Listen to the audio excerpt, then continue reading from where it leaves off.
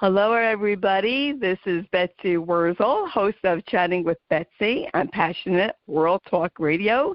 Jeanne White is the producer and writes the blog, and Lillian Caldwell is the CEO. Thank you, ladies, very much. I have a very special guest with me today. I am so honored and privileged and excited. You're going to have to stay tuned. And before I introduce my guest, the reason why I do Chatting with Betsy is so that you know people like my guest, which I wish I knew 20 years ago, even 10 years ago. So you don't have to navigate the waters of caregiving by yourself. My special guest is quite impressive. He wrote 3 books, The Fearless Caregiver, Caregiving Ties That Bind, You Are Not Alone. He does Fearless Caregiver conferences when there's not a pandemic. Maybe you do it by Zoom. Also, editor-in-chief of today's Caregiver Magazine. He has the Fearless Caregiver on YouTube. I want to welcome Gary Barg to Chatting with Betsy. Thank you, Betsy. I hope I have everything. No, I'm honored to be here. You're doing some great work for family caregivers, so thank you. Oh, thank you very much, and you're welcome. I really do wish that I had encountered you. I could have used your help, what you do, even back with my mother-in-law. I mean, you started in 1995. This had to be unheard of. To be advocating. In those days, the only folks, for the most part, out there were Mrs. Carter, who's wonderful and terrific. She's been on the cover of the magazine. I've been to her galas, and she's just a tremendous caregiver advocate. And, it started building from there. I remember the first time I actually saw in an obituary the word family caregiver was as late as 1999, and that just stood out to me. That meant so much to this person that they wanted it mentioned in their obit, and I was very impressed by that. I'm excited about talking with caregivers because I learn something every single time I interact with a family caregiver. That's true. That's very true. I forgot to mention you also have a website, caregiver.com. Is that the name of it, Gary? It is. It's caregiver. Okay. Just one word, .com. Caregiver.com. And how did you start your advocacy? I mean, all this, because what you're doing is so phenomenal, and what you've done is phenomenal.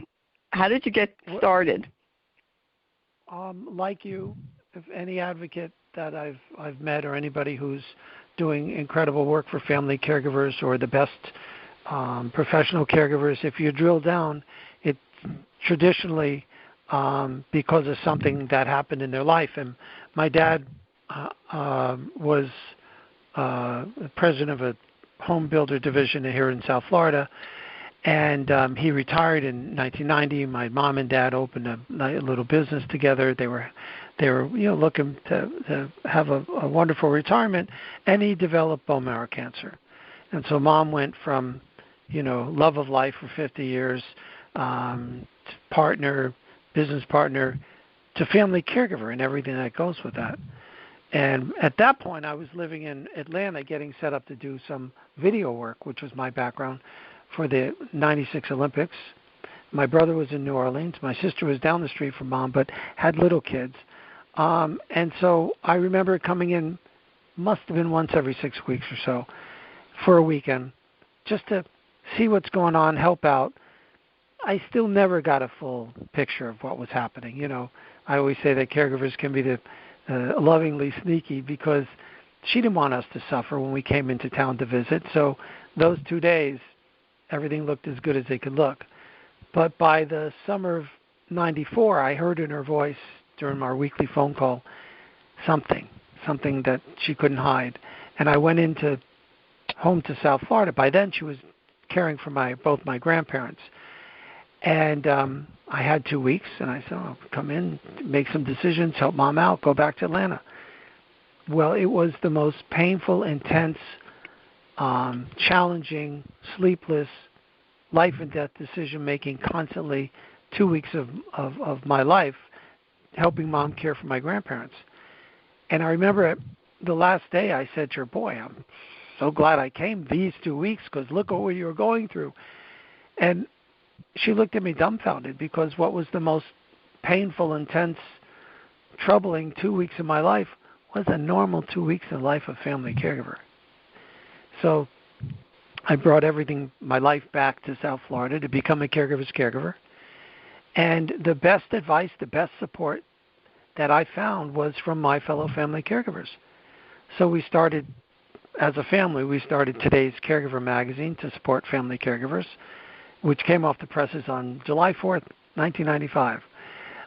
We got caregiver.com, and we started hosting live events and written the books. And so the next time I went back to Atlanta was 6-7 years later, hosting an event. And I've been honored to do whatever little I can do to support caregivers that need our help. That's wonderful. I want to just tell the audience, please check out Gary's website and his magazine, because I think you'll find it, I know I did, very inspiring and very informative. We all need, even if you're a past caregiver, to read this information to help other people. And folks, if you're not already a caregiver, you're going to be one or you're going to need one. That's just the reality. Gary, I also noticed in one of the support groups we both go to, do you write pamphlets for doctors' offices? Well, our third book just came out called You Are Not Alone, which is Caregiving in the Time of COVID, which basically is all the wisdom and the advice, the support, the camaraderie that we've found through being in these 287 conferences we've hosted since 98. And we put it in a book so people, because you can't go out and be around people, you can't have that advice, you can't have that support, other than Zoom or online, you can now have this book and have what we call conference in your home. So you get all the lessons and the advice and the support that we've learned, because the best lessons come from your fellow family caregivers. And we have a series of guides, getting family members to help, caring through the holiday, financial support, caring for yourself, that we put out there as well. They're smaller pamphlets, but they're topic specific, and people seem to really like them. How do people purchase or get a hold of your pamphlets and your books? Caregiver.com.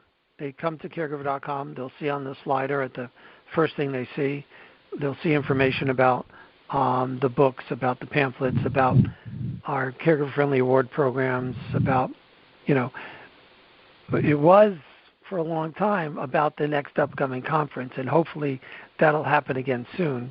And actually in the fall, we're reformatting some of our upcoming live conferences into virtual conferences. So at least we get a chance to stay involved and staying connected with the family caregivers that will join us. I was just going to ask you about that. You answered my question, if you're going virtual now with this pandemic, since you can't do it in person. Yeah, it's interesting. The reason for the You Are Not Alone book is because one of the best aspects of the live events, we keep everyone together in a room. Nobody pontificates or speechifies. All the experts are there just to answer their questions. And so you're finding that every caregiver has a piece of the puzzle that some other caregiver in the room needs. And that camaraderie, that connectiveness, has disappeared, basically because we're not doing live events. So we're we're replicating that, in virtual events until we can all get back together. And we just, we're in the middle of doing a series called Caregiver Conversations COVID-19, which is a video program where we've interviewed the Secretary of Aging, and we've interviewed Mrs. Carter's Executive Director, and interviewed the Executive Director of the National Alliance on Caregiving, as well as sharing some of the, like you say, Henry Winkler, some of the tips and some of the more exciting moments from our celebrities coming to the events, and some of the advice that family caregivers have given us, because we've taped all our events. So those are fun. Those are really fun to do, and we have a few more to do before that series ends. They look fun. I want to suggest to the audience, you have to go on YouTube and check out the Fearless Caregiver and subscribe, because I saw Henry Winkler, the Fonz, on one of them, and I just love how Gary, what do you tell the audience, Gary? I just love it. I want you to share with the audience on the radio. I just love when you said that you're a fearless caregiver. I love that. Oh yeah. So, I'm a fearless caregiver. Don't mess with me. Yes. That's what we want people to be able to come away with, saying, you know what? I'm now the CEO of Caring for My Loved One, Inc. I have rights, I have responsibilities, but I'm fearless. And I know if I don't have the answer, I know where to find the answer, who will get me the answer, and I'm going to knock down walls to do whatever I can do to care for my loved one. So, yeah, we have it's a slogan that we always say at the conferences, I'm a fearless caregiver. Don't mess with me. When I watched the video yesterday, I actually had goosebumps. I laughing at the same time, because that's how I felt. That's exactly how I felt as a caregiver, that I had to be fearless, and I will get into a doctor's space and whoever else, and I have to fight for my loved one. And also, I thought it was funny when you said about getting the supervisor. Let me speak to your supervisor.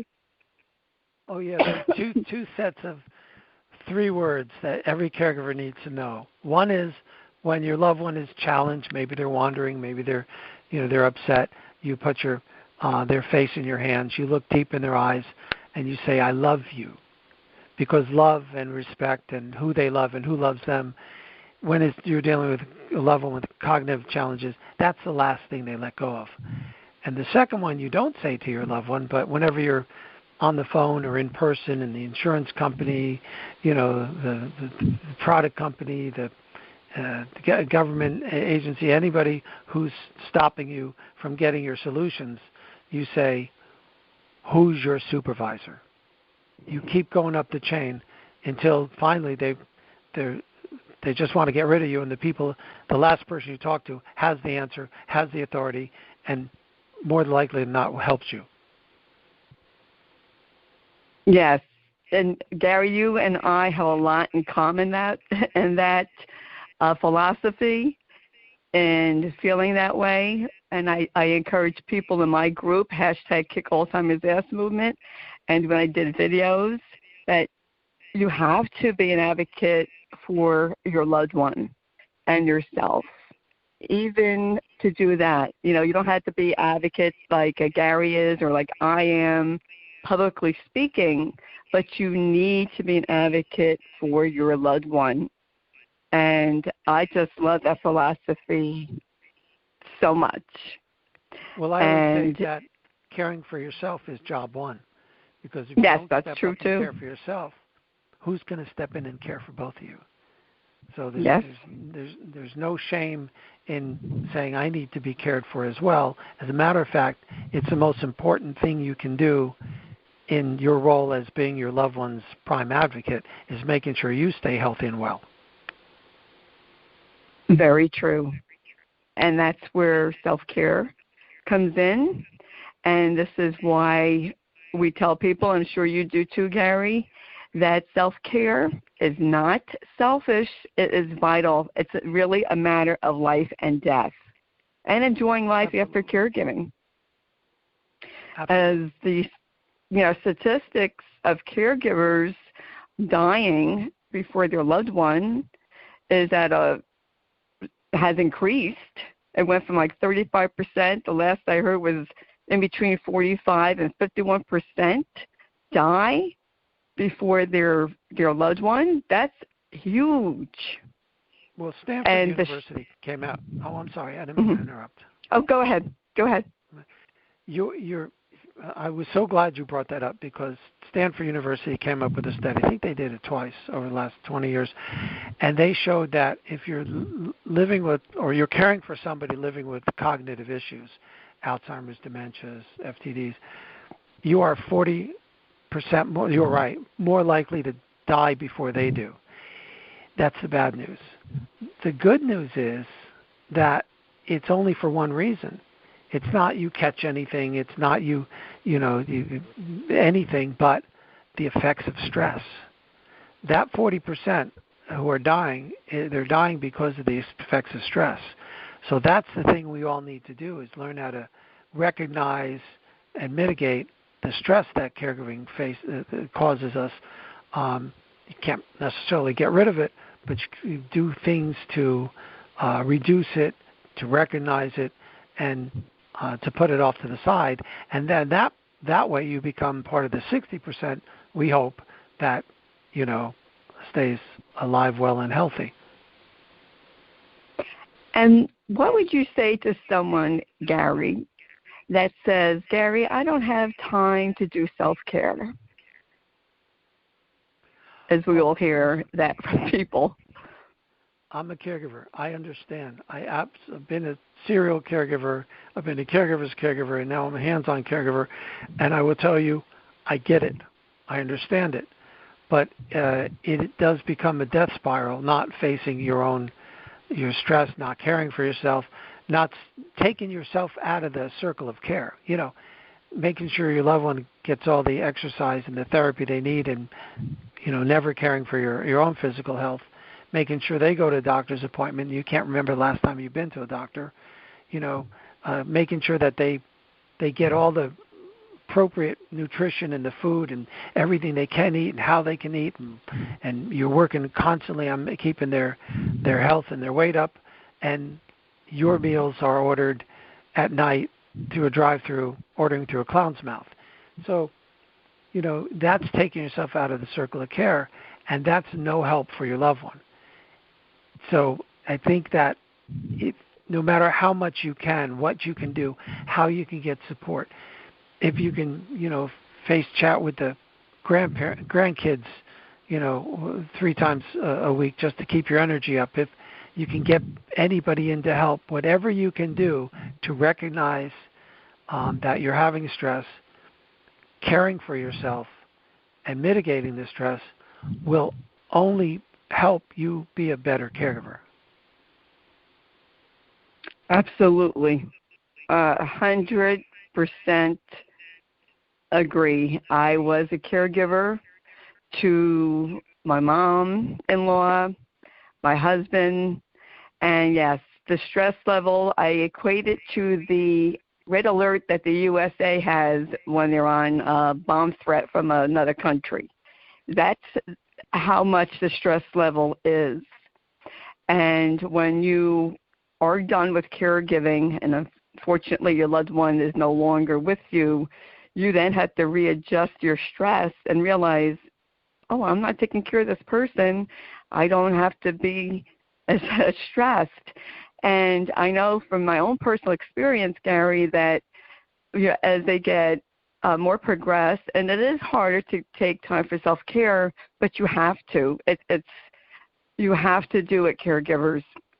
And if you're not already a caregiver, listen to this advice because it's important. You need to take that 5 minutes, go into a bathroom, and deep breathe. It doesn't have to be expensive. It doesn't have to be all day at a spa. That's nice if you could do it.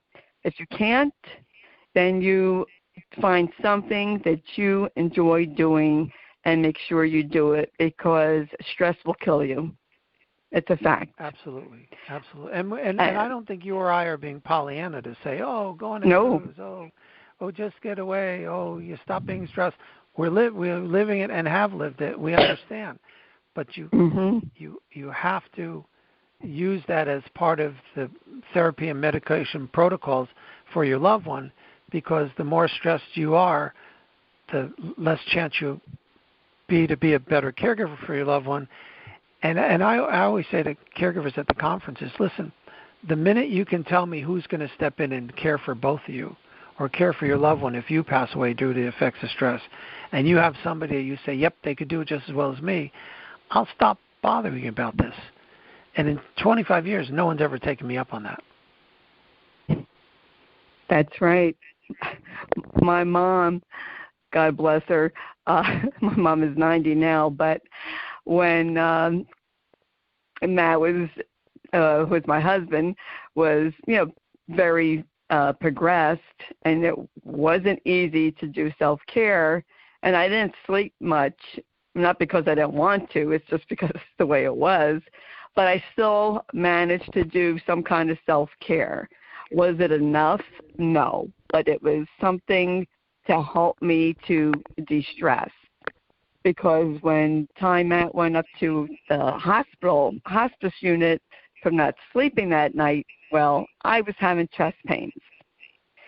And after caregiving, I tell people, Gary, that you want to be able to enjoy life after caregiving. That might sound morbid, but let's be realistic. We know the way dementia goes, any kind of dementia. We know what happens at the end. Your loved one dies, unfortunately. To enjoy life after caregiving, you have to take care of yourself. I can't say it enough. I'm grateful, Gary, and I thank God that he gave me the grace, and I survived 10 years of caregiving with my health really basically intact. I'm one of the lucky ones. I'm one of the fortunate ones.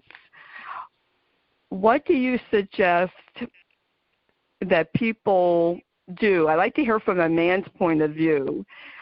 What do you tell men to do for caregiving? Do you see the difference in how a man does self-care and a woman? Do you see any difference with that? Yeah, I always hate to stereotype, because the second I do, something breaks that barrier. But I've the doctor in the Midwest wrote a book on male caregiving. I wrote the intro to it, and he really had it down. A lot of times we would take on caregiving as the way we take on a business problem. And we may not be as emotionally connected to it, but we're trying to solve problems. And again, it's stereotypical. And I think that if you're caring with your fellow family members, it's really important to know how they come at it, who's more emotional and who's more, topic-driven, specific task-driven, and then give those appropriate tasks to those appropriate people instead of forcing people to be ways that they're not. As a matter of fact, on caregiver.com, we have a program we call Reverse Gift List. Because if you break out the elements of your caregiving, it's not always big medical implications. It's groceries, and it's, picking up stuff from the drugstore, and it's cooking, and it's all these different things. If you could break out those bite-sized, manageable, easy tasks, find 10 of those tasks, and find 10 people who love you and your loved one and care about you, and then ask for help.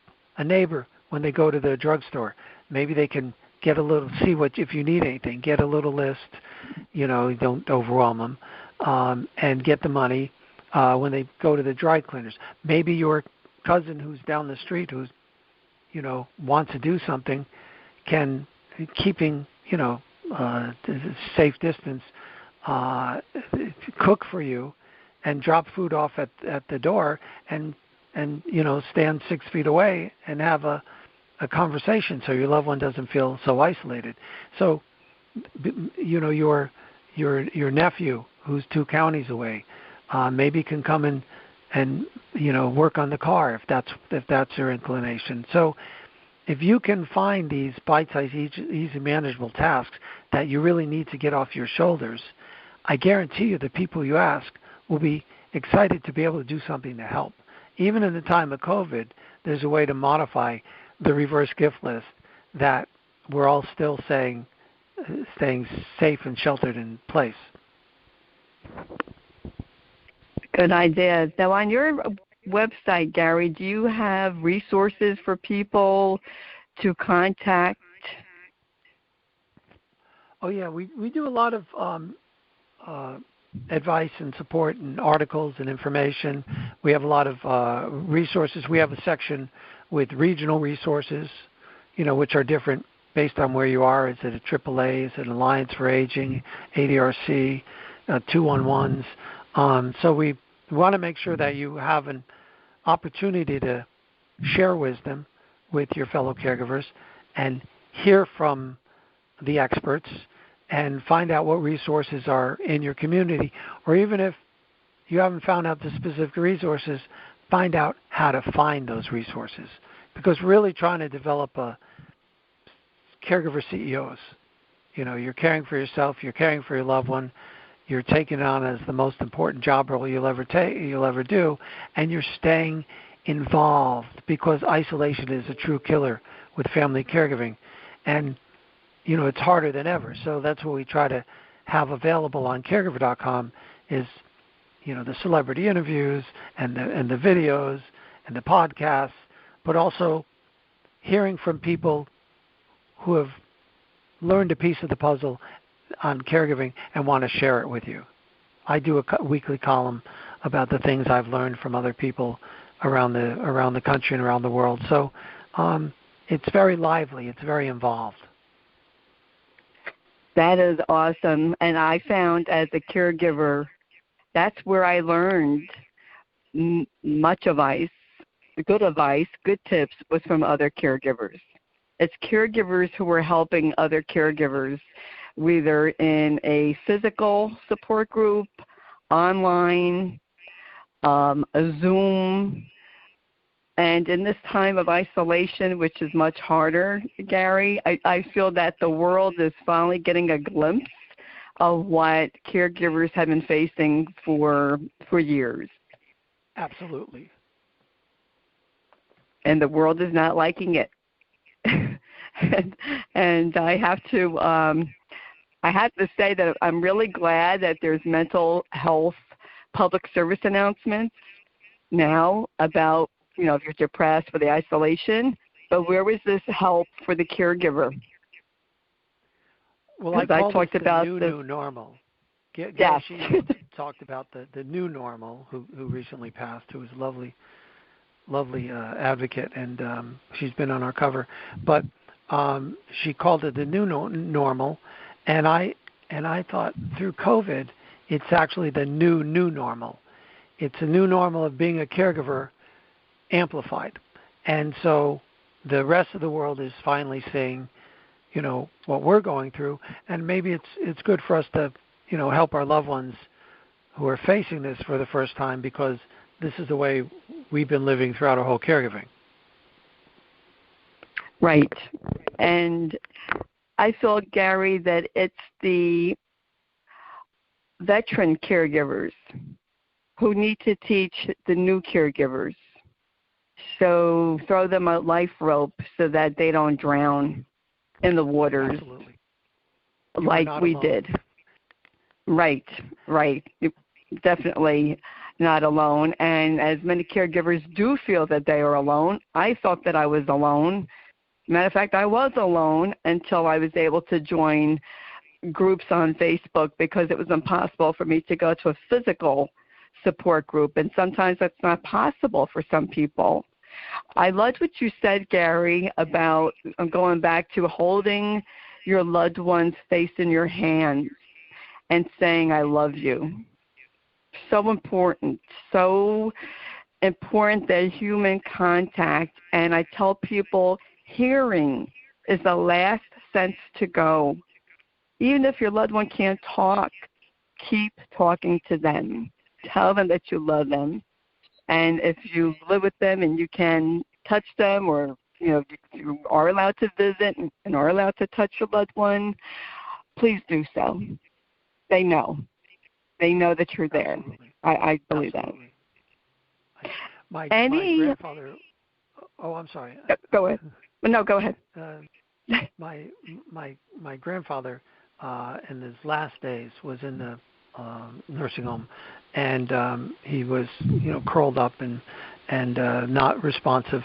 But he always knew when my mom came in the room.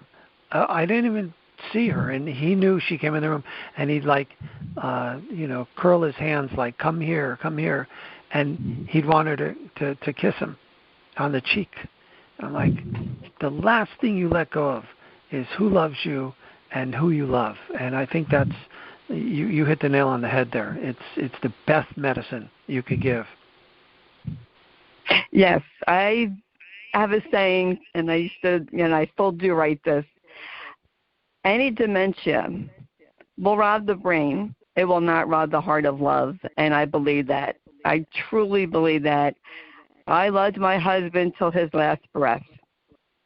And I believe that he heard us. He heard my son Josh and I. And I'm so glad that I was there when he did take his last breath. And I think it's important to just, pour the love on your loved one. And I was a slow learner, Gary. It took me at least 4 or 5 years of caregiving for Matt to realize, he gets affected by my own moods and emotions. So I wish I knew that a little earlier, but better late than never. And this is why I have Chatting with Betsy. This is why you do what you do, so we teach other people. And I think it's very important. Is there any words of wisdom you'd like to leave the audience with, Gary? Because I know you have a lot. Well, I don't know about wisdom, but do realize that exactly what you said. Love is the core of all this. Why are we doing this otherwise? And the last thing your loved one lets go of is who loves them and who they love. Isolation is a killer, and that's challenging because we are isolated. Find a way to stay involved, find a way to stay connected, even if it's Zooming and face chatting and Facebooking and whatever. We have a Facebook group at Caregiver. You have an amazing Facebook group with an amazing name. And just make that part of your medication regime for your loved one is that you care for you too. It's not selfish. It's not Pollyanna. It's not, I don't have time for that. You have time to give your loved one the medicine that they need when they need it. You have time to feed them as they need to be fed or take them to have physical therapy come in. You have time to care for you. And it's the most important thing you can do for your loved one. Trust me. Absolutely. I agree. What is the name of your Facebook group, Gary? I'm sorry, I don't remember the name. Oh, well, our Facebook page is Today's Caregiver, but our Facebook group is one of them called Caregiver. So they're okay. Yeah. Wow. I can't believe I missed that. Am I going crazy? When I joined Facebook 6 years ago, I went crazy joining all these groups. And then, of course, I filtered out which ones didn't fit me. And I did not know about your group. I'm going to have to join. Can I join even though I'm not a caregiver anymore? Yeah, absolutely. Oh, okay. Although I caregive for my son with special needs, but he doesn't have dementia. I want to thank you, Gary, so much for coming on. I'm really deeply honored that you came on my show. And it's going to be in the blog, but how can people connect with you? I know you're in a lot of places. Well, they could come to caregiver.com. They can, again, order the book if they want the new book on caregiving through COVID. You Are Not Alone. They could call us at 800-829-2734, or just join our Facebook page or sign up for the newsletter at caregiver.com. It's free, and we do 2 a week. And what we learn and where we learn and who we learn it from, we tend to share through our newsletter. So if you sign up for our free weekly newsletter, you'll get connected to everything we do. That sounds fascinating, and it's free. That is a great opportunity for people in the audience. I would jump on, right after you hear this, jump on your tablet, your phone, your computer, and go to caregiver.com and look up all the resources that Gary has, because it's valuable. It's valuable information that you can have at your fingertips. And as caregivers, well, I'm a past caregiver, you are always learning. You know, there's books, but when you live it every day, it's different than reading about it. But learn as much as you can. Education is very important, and I say that all the time. Knowledge is power. I want to thank you again, Gary, for coming on. This is the reason why I do Chatting with Betsy, is for people not to be alone, for you to have the resources so you don't drown in the caregiving waters that I had to, unfortunately, experience, and many others. I also have a group, #Kick Alzheimer's Ass Movement, that everyone's welcome to join. Also, if you missed any of this podcast, you can listen to it on Spotify, Spreaker, Apple, Google, CastBox. It's free to subscribe. And I just want to let everybody know, because I can't believe it's September next week. September is World Alzheimer's Awareness Month. September 21st is World Alzheimer's Awareness Day. Post your pictures on your own page. Show the world your journey. Don't be embarrassed. Don't be ashamed. We have to put a face to the name. And it doesn't matter what kind of dementia you have. It says Alzheimer's, no matter what your dementia. Show your journey. Go on my Facebook page, Betsy Wurzel. Show your journey. I still will post pictures on that. I will still tell about my journey until I can't do it anymore. I want to honor my husband's life.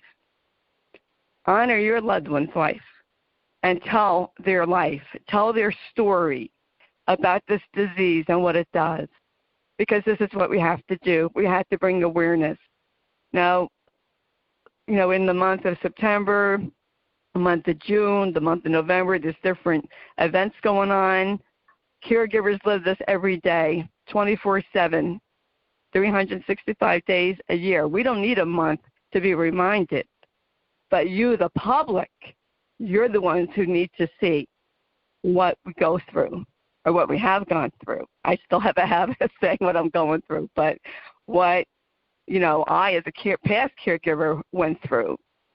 And it's important. It's important to share our stories because people learn from them. And you don't know whose lives you can touch.